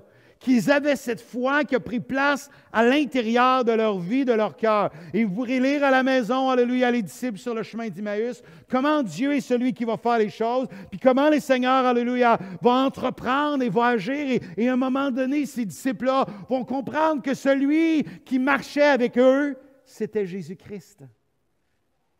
Eux, ils étaient dans la tristesse, mais pourtant, alléluia, ils pouvaient être dans un moment de réjouissance. Je veux dire ceci. La foi nous aide à aller même dans la joie. Je pense que la foi de 1 Corinthiens, cette foi-là qui est durable, c'est celle qui nous donne la paix. C'est celle qui nous amène, même dans des situations aussi particulières, qui nous amène dans la joie, qui nous amène, alléluia, à vivre ou combattre l'anxiété, qui nous aide, alléluia, à combattre la solitude, qui nous aide à tourner nos yeux, nos regards vers Dieu, qui nous donne à comprendre que la vie avec la foi en Jésus-Christ, ça valait la peine. Savez-vous aussi ce que Jésus est en train de dire à Nathanaël? Nathanaël, parce que je t'ai dit, tu as cru. Mais maintenant, je veux te dire que la vie que tu vas vivre, alléluia, va être encore beaucoup plus glorieuse que seulement le moment maintenant. Tu vas voir des choses. La foi va te donner de voir des choses. Tu verras des choses encore plus grandes parce que la foi va être là. J'ai invité les musiciens à venir me rejoindre. Je vais terminer dans un instant. Alors, plaçons notre foi dans les moments dans lesquels on est présentement. Je crois à une chose tellement profondément. Lorsque cette pensée-là est revenue à mon cœur de cette série-là, que déjà je m'étais arrêté dans le passé. C'était dans les moments maintenant, dans tout ce qu'on entend, tout ce qui ressort, tout ce qui se passe, tout ce qui arrive. La foi, l'espérance et l'amour vont être celles qui vont demeurer. Qui vont demeurer. C'est tellement important à l'intérieur de nos vies et de nos cœurs de prendre conscience de cela. Et c'est celle qui va demeurer. La vraie question, il y a un texte dans la Bible qui dit ceci. « Et Dieu ne fera-t-il pas justice à ses élus, qui crient à lui jour et nuit, et tardera-t-il à leur égard? » Et là, c'est le verset 8. « Je vous le dis, il leur fera promptement justice. Mais quand le Fils de l'homme viendra, trouvera-t-il la foi sur la terre? » C'est une question. La réalité, c'est que oui, il va trouver la foi sur la terre. La question n'est pas dans une dimension de va-t-il trouver, mais plutôt, c'est dans la dimension de est-ce que dans ton cœur, est-ce que dans mon cœur, est-ce que dans ma vie, est-ce qu'il va trouver cette foi à l'intérieur de ma vie? La promesse de Dieu est certaine et infaillible. Seulement ces enfants, alléluia, qui persévéreront jusqu'à la fin en gardant la foi pure et vraie en Jésus-Christ et en Dieu. La vraie foi qui seule peuvent maintenir la communion maintenant avec Dieu, parce que la foi est celle qui établit la communion comme Nathanaël avec Jésus, mais aussi dans la suite des choses. Trouvera-t-il la foi sur la terre? Alors ce matin, je te pose la question, comment est ta foi? Comment est ta foi en Jésus-Christ? Comment est ta foi dans les principes, dans les choses de Dieu? Est-ce que tu as laissé des choses autour de toi, des sentiments?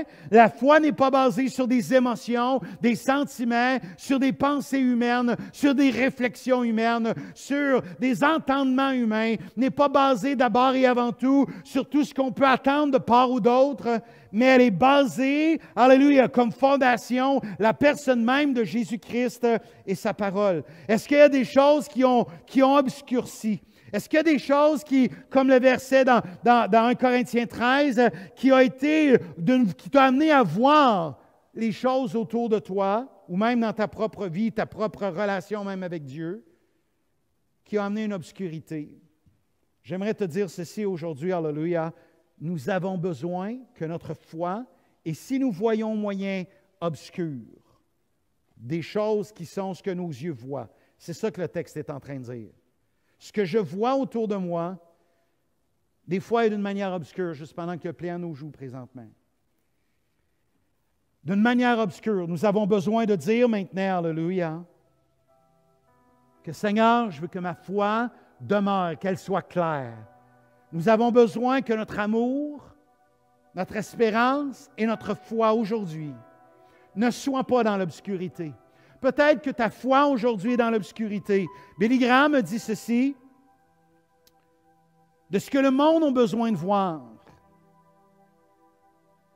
c'est de voir des hommes et des femmes qui ont une foi, ce que nos enfants ont besoin, ce que nos familles ont besoin, ce que notre société, ce que notre environnement, dans ce temps de pandémie, ont besoin de voir.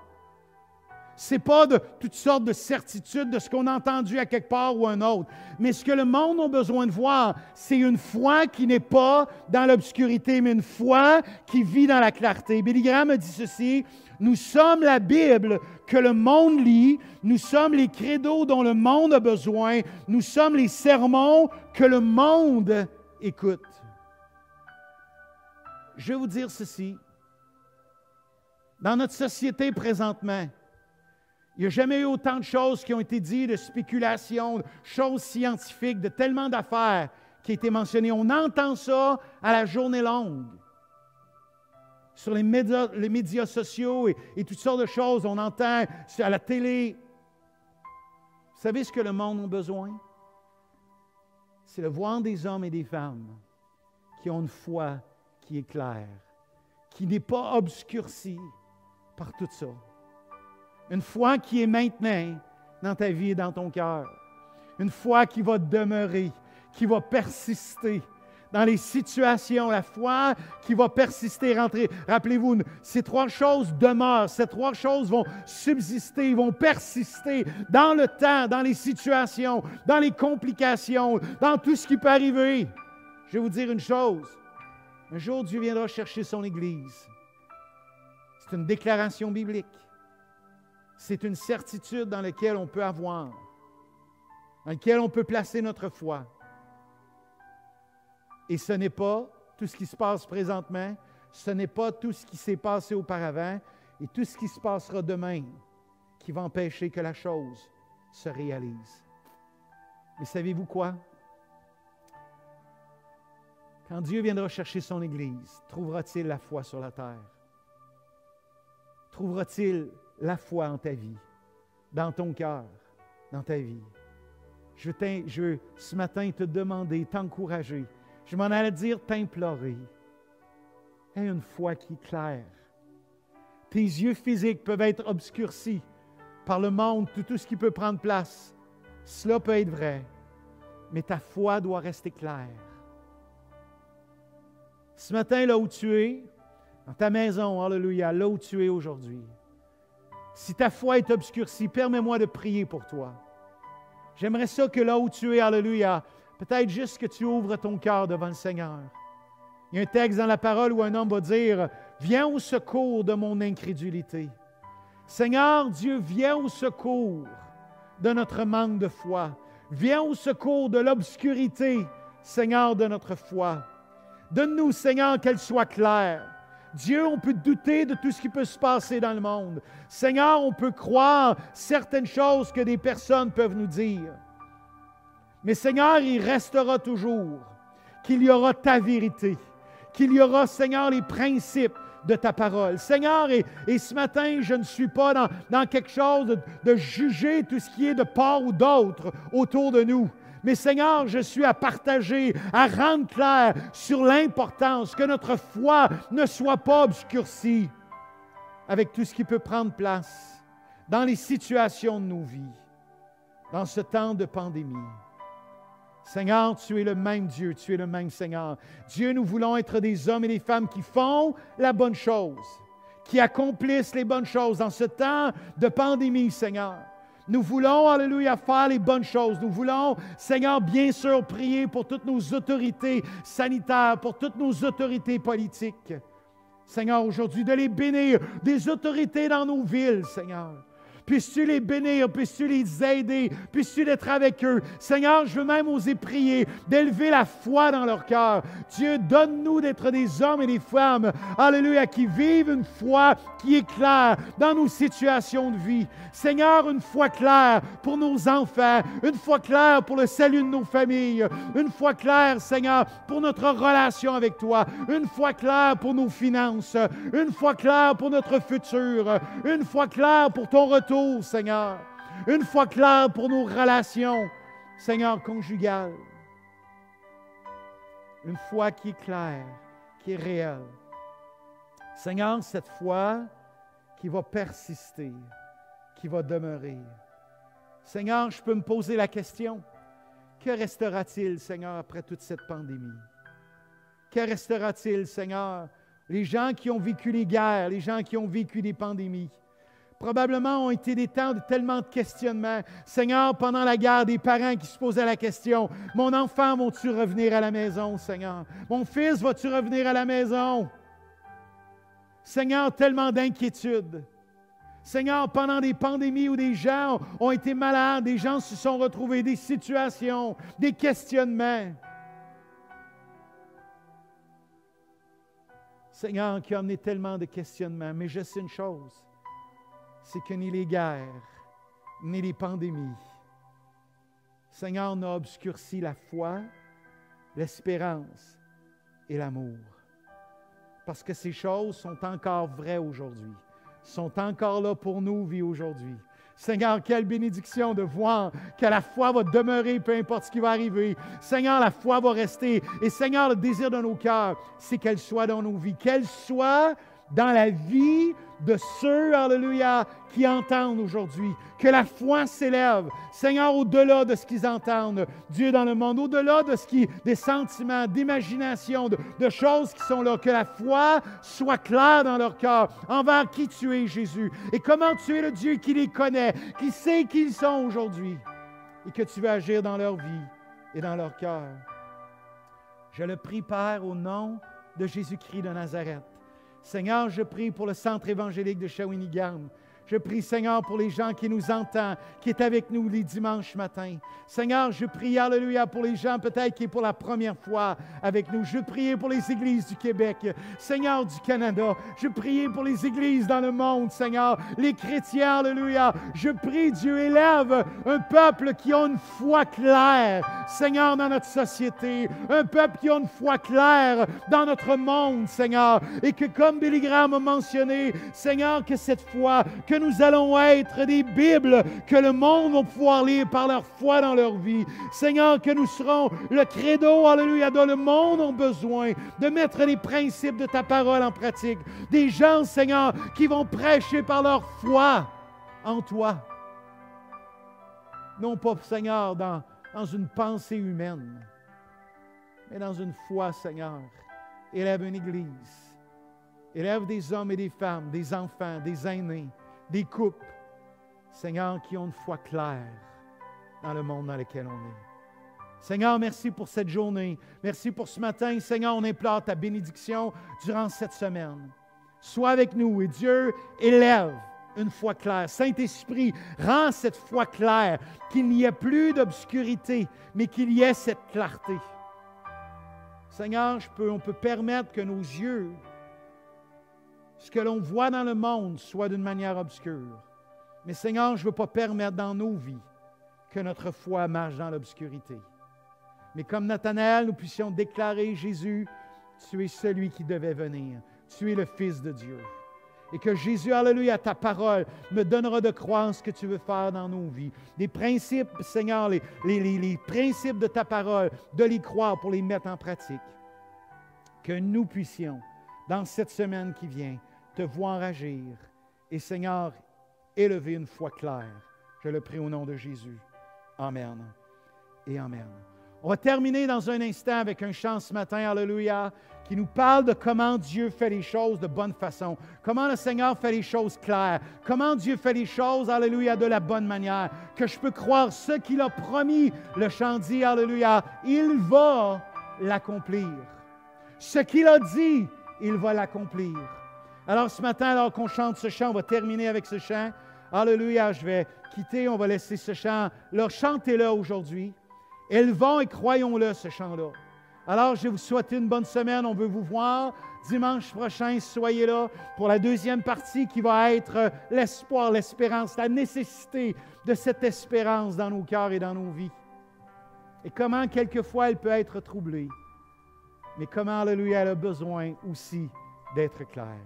Alors, bonne semaine. On veut vous dire comment on vous aime. Nous prions pour vous, nous prions, alléluia, pour notre société, nous prions pour notre ville, prions, alléluia, pour nos autorités gouvernementales, prions pour le corps de Christ, priez pour les gens qui vous entourent, priez pour le centre évangélique de Shawinigan, priez pour vos enfants et prions, alléluia, avec foi, une foi claire et durable. Que Dieu vous bénisse et bonne semaine et chantons ce chant ensemble.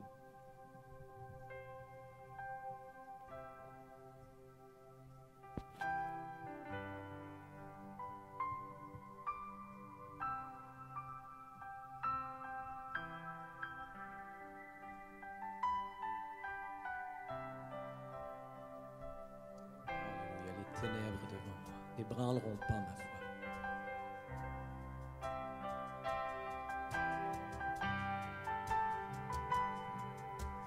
Les ténèbres devant moi n'ébranleront pas ma foi. La lumière de ta parole demeure en moi. Ta voix brise le silence, fortifie mon espérance. La beauté de ta parole est ma puissance. Non, rien ne pourra m'arrêter. Oh Dieu, je crois en toi. Je me confie en toi. Tout ce que tu as promis, tu peux l'accomplir. Tu peux l'accomplir.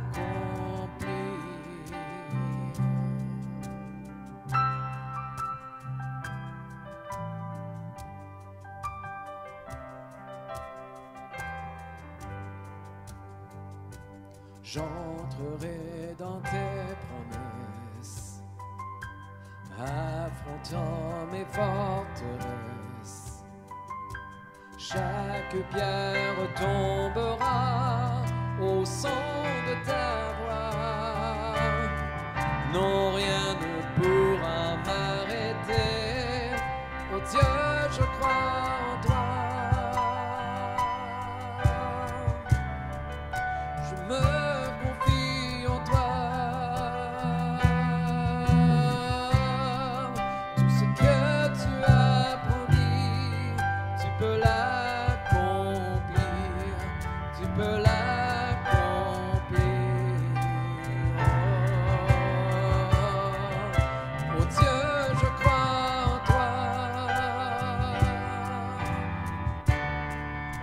Je me confie en toi.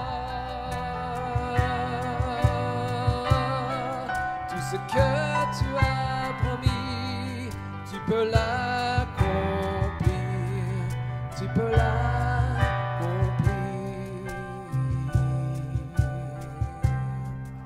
Alléluia, Seigneur. Alléluia, Seigneur. Non seulement tu peux l'accomplir, Seigneur, mais tu veux l'accomplir dans nos vies.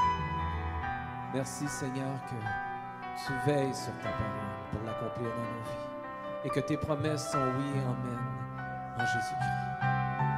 Merci, Seigneur, pour ces si merveilleuses et si précieuses promesses que nous avons en toi. Alléluia. Et je continuerai de te glorifier, gardant tes promesses en mon cœur. Oui, je continuerai sans fin de t'élever. En toi, je suis plus que vainqueur. Je donnerai l'honneur à mon Dieu, mon Sauveur, qu'importe ce que voient mes yeux. Je sais qu'il est vivant, il est le Tout-Puissant, celui qui siège dans les cieux. Et je continuerai de te glorifier, gardant tes promesses en mon cœur. Oui, je continuerai sans fin de t'élever. En toi, je suis plus que vainqueur. Je donnerai l'honneur à mon Dieu, mon Sauveur, qu'importe ce que voient mes yeux. Je sais qu'il est vivant, il est le Tout-Puissant, celui qui siège dans les cieux. Mon Dieu, je crois en toi. Je me confie en toi. Tout ce que tu as promis, tu vas l'accomplir. Tu vas l'accomplir.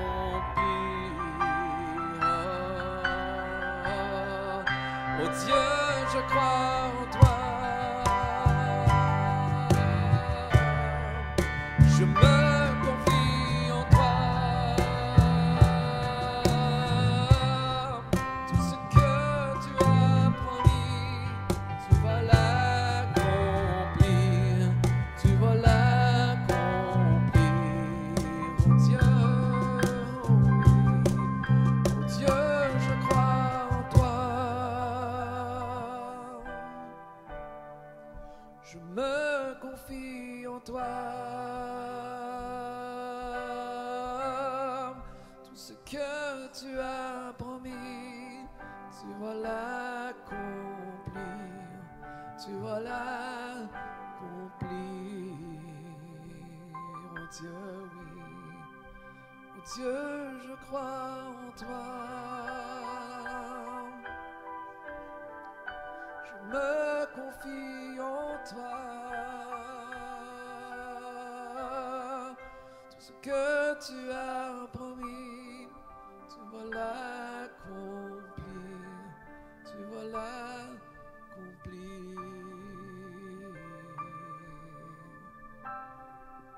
Tu vas l'accomplir, Seigneur. Oh oui. Dieu fidèle et véritable est ton nom. Merci Seigneur. Merci Jésus. Merci Seigneur que tu veilles sur nous. Tu veilles sur ton peuple parce que tu es le grand berger, Seigneur. Et que Seigneur, tu nous amènes, Seigneur, dans de verts pâturages. Que ta houlette et ton bâton nous rassurent, Seigneur. Que tu nous conduis près des eaux vives, Seigneur. Et tu as des plans et des projets d'avenir pour nous, Seigneur.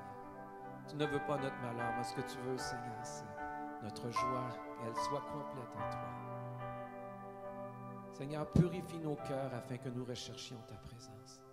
Purifie nos cœurs afin que, Seigneur, nous puissions aspirer à nous approcher de toi.